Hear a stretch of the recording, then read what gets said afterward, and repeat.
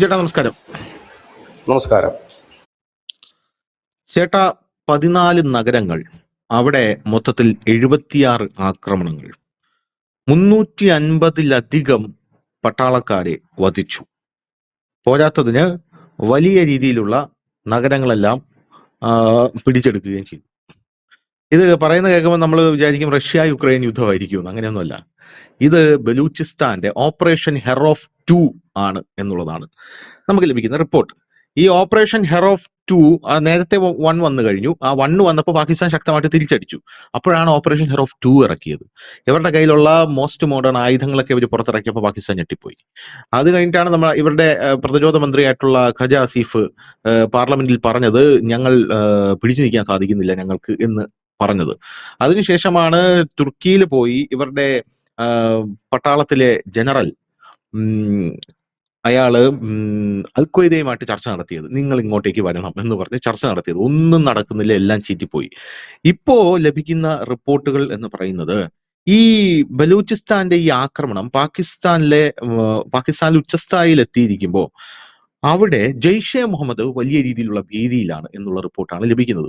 കാരണം പാകിസ്ഥാൻ സുരക്ഷാ സൈനികരെ ഒരു സ്ഥലത്ത് കൊന്നൊടുക്കുമ്പോഴും മറുസ്ഥലത്ത് ഇവർ ഭീകരവാദികളെ ലക്ഷ്യം വയ്ക്കുന്നു എന്നുള്ളതാണ് ഇവരുടെ പ്രധാനപ്പെട്ട കാര്യം എന്ന് പറയുന്നത്.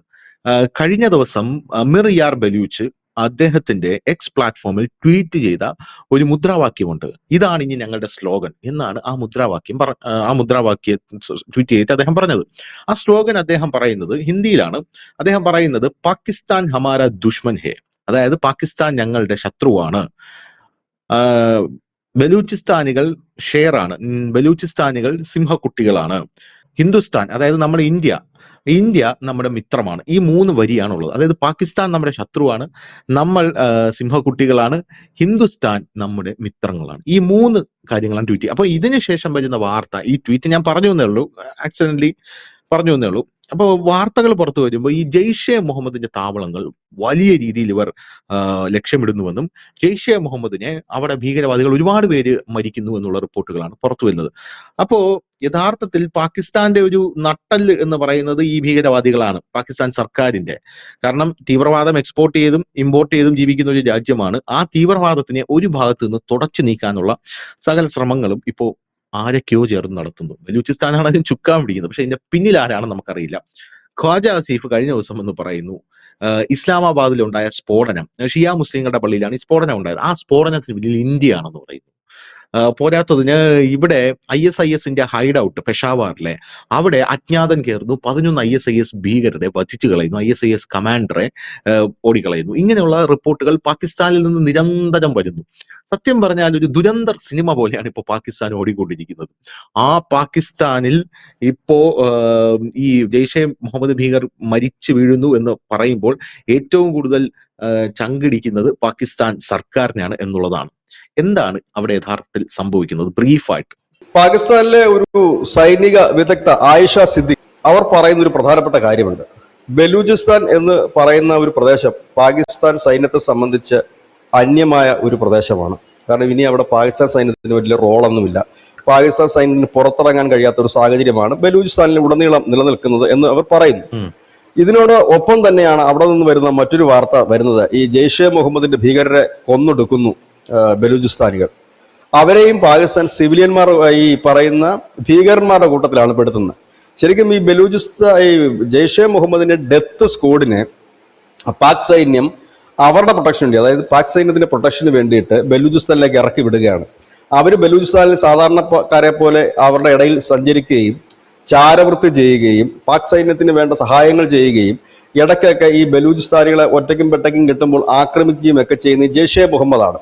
ജെയ്ഷെ മുഹമ്മദിനെ കൊടുത്തിരിക്കുന്ന ലക്ഷ്യം എന്ന് പറഞ്ഞാൽ പാക് താലിബാനുണ്ട്. ഈ പാക് താലിബാനെ തീർക്കുക, താലിബാനെയാണ് അവർ ലക്ഷ്യം വെക്കുന്നത്. താലിബാൻ ജെയ്ഷെ മുഹമ്മദിനെ സംബന്ധിച്ച് അത്ര സുഖകരമായ ഒരു പ്രസ്ഥാനമല്ല.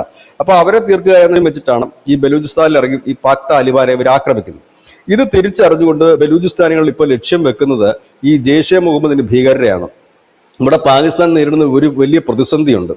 കാരണം ഇവിടെ ഈ കൊല്ലപ്പെടുന്നത് പാകിസ്ഥാൻ 2 രീതിയിലാണ് റിപ്പോർട്ട് ചെയ്യുന്നത്. ഒന്ന്, പാകിസ്ഥാൻകാർ പറയുന്നത് ഈ ബലൂചിസ്ഥാനികൾ കൊല്ലപ്പെടുമ്പോൾ അവർ ഭീകരർ കൊല്ലപ്പെട്ടു എന്ന് റിപ്പോർട്ട് ചെയ്യും. പകരം ഇപ്പുറത്തെ സൈഡിലെ ഈ സൈനികരോ ഇല്ലെങ്കിൽ പാകിസ്ഥാനികളെ ഈ പറയുന്ന ജെയ്ഷെ മുഹമ്മദിന്റെ ഭീകരന്മാർ കൊല്ലപ്പെടുമ്പോൾ സിവിലിയൻസ് എന്നാണ് അവർ അടയാളപ്പെടുത്തുന്നത്. സാധാരണപ്പെട്ടവരും കൊല്ലപ്പെട്ടു എന്നാണ്. പക്ഷെ സിവിലിയൻസ് എന്ന് കേൾക്കുവാൻ ഈ ഭീകരർ താല്പര്യപ്പെടുന്നില്ല. അവരെല്ലാം രക്തസാക്ഷികളാകാൻ ആഗ്രഹിക്കുന്നവരാണ്. അവർക്ക് കൊല്ലപ്പെടുമ്പോൾ ഫണ്ട് കിട്ടേണ്ടതായിട്ടുണ്ട്. വലിയ രീതിയിൽ അവരുടെ കുടുംബത്തിന് ഒരു ഫണ്ട് ലഭിക്കും. ഇതിനകത്തൊരു മുറുമുറുപ്പും ഉണ്ട്.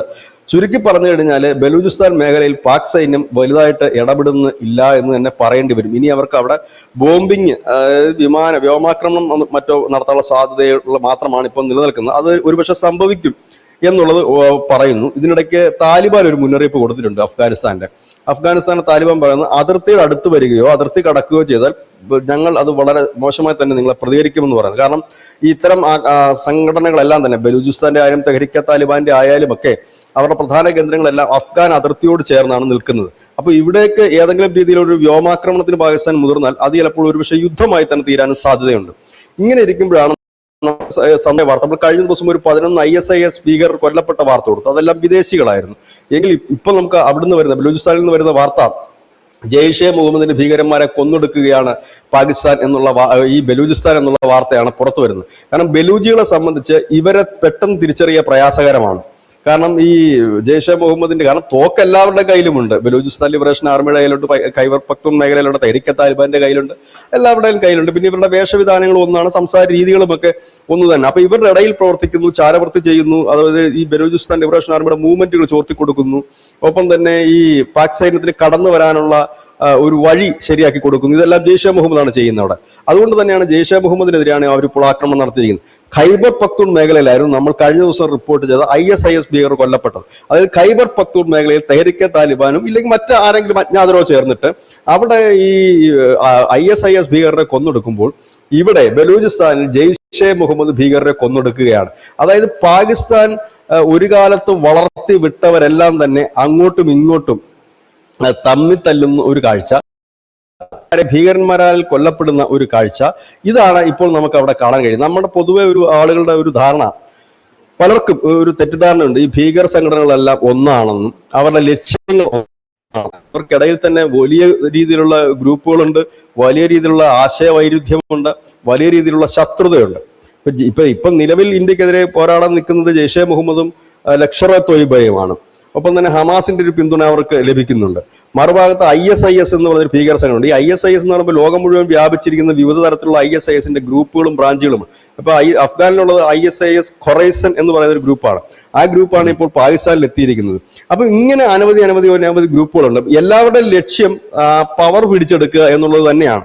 അപ്പം ഇവിടെ ബലൂചിസ്ഥാനികളെ സംബന്ധിച്ച് അവിടെ എത്തുന്ന ഏതൊരാളും ഭീകരനായിട്ട് തന്നെ അവർക്ക് കാണാൻ പറ്റും. കാരണം അവരുടെ നാടിന്റെ മോചനത്തിന് വേണ്ടിയിട്ടാണ് പ്രവർത്തിക്കുന്നത്, ഇല്ലെങ്കിൽ അവരുടെ നാട് മോചിപ്പിക്കുന്നതിന് വേണ്ടിയിട്ടാണ്. അതിന് തടസ്സം നിൽക്കുന്ന പാക് സൈന്യമായാലും ജെയ്ഷെ മുഹമ്മദ് ആയാലും അവരെ സംബന്ധിച്ച് ഒന്നുപോലെ തന്നെയാണ്. കാരണം ബലൂചിസ്ഥാൻ ആർമിയെ സംബന്ധിച്ച് ഭീകരന്മാരെ പ്രോത്സാഹിപ്പിച്ചു വിടേണ്ട സാഹചര്യം നിലവിൽ അവർക്കില്ല. അതിന്റെ ആവശ്യവും അവർക്കില്ല. കാരണം അവർ തന്നെ ഒരു പോരാട്ടത്തിന്റെ വഴിയിലാണ്. ഇപ്പോൾ പാകിസ്ഥാനിൽ കണ്ടുവരുന്ന മറ്റൊരു കാര്യം, ഈ പാകിസ്ഥാനിലെ ഹാഫിസ് സയ്യിദ് അടക്കം വനിതാ ചാവേറുകളെ ഇന്ത്യക്കെതിരെ ഒരുക്കി നിർത്തിയിരുന്നു. അവരുടെ ട്രെയിനിങ് നടത്തിക്കൊണ്ടിരിക്കുക. ഇപ്പൊ വനിതാ ചാവേറുകളെ ഇന്ത്യക്കെതിരെ ഉപയോഗിക്കുന്നതിന് വേണ്ടി ഓപ്പറേഷൻ സിന്ദൂറിന് ശേഷമാണ്. പക്ഷെ ഇപ്പോൾ പാകിസ്ഥാനിൽ സംഭവിക്കുന്നത്, ഇപ്പോൾ നടന്ന 2 സ്ഫോടനങ്ങൾ, ചാവേർ സ്ഫോടനങ്ങളും വനിതാ ചാവേറുകളാണ് നടത്തിയത്. ഒന്ന് ബലൂചിസ്ഥാൻ ലിബറേഷൻ ആർമിയുടെ ചാവേർ ആക്രമണമായിരുന്നെങ്കിൽ കഴിഞ്ഞ ദിവസം ഷിയ പള്ളിയിൽ നടന്നത് ഒരു വനിതാ ചാവേറാണ് പൊട്ടിത്തെറിച്ചത്. അപ്പൊ വനിതകൾ പോലും അവിടെ ഏറ്റുമുട്ടുന്ന തരത്തിലേക്ക് കാര്യങ്ങൾ നീങ്ങിയിരിക്കുന്നു. അക്ഷരാർത്ഥത്തിൽ പെട്ടുപോവുകയാണ് പാകിസ്ഥാൻ. അതായത് പാക് സൈന്യം മാത്രമല്ല ബലൂചിസ്ഥാനികളുടെയും ഖൈബർ പഖ്തൂണിന്റെ അടിമേടിക്കുന്നത്, പകരം ഈ പാകിസ്ഥാൻ പാലൂട്ടി വളർത്തുന്ന ഭീകരവാദികൾ കൂടിയാണ് കൊല്ലപ്പെടുന്നത്. ഇത് ഇന്ത്യയെ സംബന്ധിച്ച് വലിയ സന്തോഷകരമായ ഒരു വാർത്തയാണ്. കാരണം നമുക്ക് എന്നും തലവേദന സൃഷ്ടിക്കുന്ന ഈ ഭീകരരെ പാകിസ്ഥാന്റെ മണ്ണിൽ വെച്ച് തന്നെ കൊലപ്പെടുത്തുന്നു. ഇത് അജ്ഞാതരൊന്നുമല്ല, ഡയറക്റ്റ് ആൾ വന്ന് കൊല്ലുകയാണ്. ബലൂചിസ്ഥാൻ ലിബറേഷൻ ആർമി തന്നെയാണ് കൊല്ലുന്നത്. അതിനകത്ത് അജ്ഞാതരൊന്നും അജ്ഞാതം ഒരു വഴിക്ക് തീർക്കുന്നു, ഇവര് മറുഭാഗത്ത് തീർക്കുന്നു. ആ ഒരു രീതിയിലേക്ക് പോകുമ്പോൾ വളരെ സന്തോഷകരമാണ്. ഒരുപക്ഷെ ബലൂചിസ്ഥാൻ ലിബറേഷൻ ആർമി പാകിസ്ഥാൻ സൈന്യത്തെ കൊലപ്പെടുത്തുന്നു എന്നതിനേക്കാൾ ഉപരി സന്തോഷം പകരുന്നൊരു വാർത്ത, ജെയ്ഷെ മുഹമ്മദ് എന്ന് പറഞ്ഞ് പടർന്ന് പന്തലിച്ച് നിൽക്കുന്ന ഒരു വലിയ ഭീകര സംഘടനയെ, ഇന്ത്യക്ക് വളരെ കാലമായി തലവേദന സൃഷ്ടിക്കുന്ന വലിയ ഭീകര സംഘടനയെ പാക് മണ്ണിൽ വെച്ച് ഇല്ലാതാകുന്നു, ഇല്ലാതാക്കി തുടങ്ങി എന്നുള്ള ഒരു വാർത്തയാണ്. അത് തന്നെയാണ് ആ വാർത്ത. അത് തന്നെയാണ് ജെയ്ഷെ മുഹമ്മദിന്റെ അന്ത്യം പാകിസ്ഥാനിൽ തന്നെ തുടങ്ങി. അതാണ് അതിന്റെ ഏറ്റവും വലിയ വാർത്ത. അവരെ അവിടെ തകർത്തു തുടങ്ങി എന്നുള്ളതാണ്. ഗംഭീരമായ ഒരു വാർത്ത തന്നെയാണ്. വലിയ പ്രാധാന്യം ഈ വാർത്തയ്ക്കുണ്ട്. നേരെ മറിച്ച് അവർ ഓക്കെ. രണ്ട് സ്ഫോടനം നടത്തി സൈനികരെ കൊല്ലുന്നതിനേക്കാൾ പ്രാധാന്യം ഈ വാർത്തയ്ക്കുണ്ട്.